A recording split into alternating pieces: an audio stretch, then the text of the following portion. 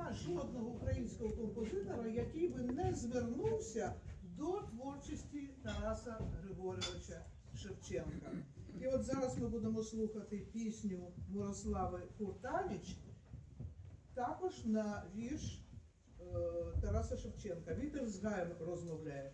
Мирослава Куртавіч є композиторською виконавицею власних пісень і викладачкою музичної школи номер 2.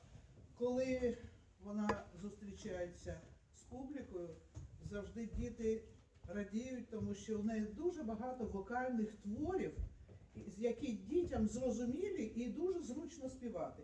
І хочу сказати, що коли про неї писали в газеті, написали ось такі слова. Її музика – це добро, щирість та краса.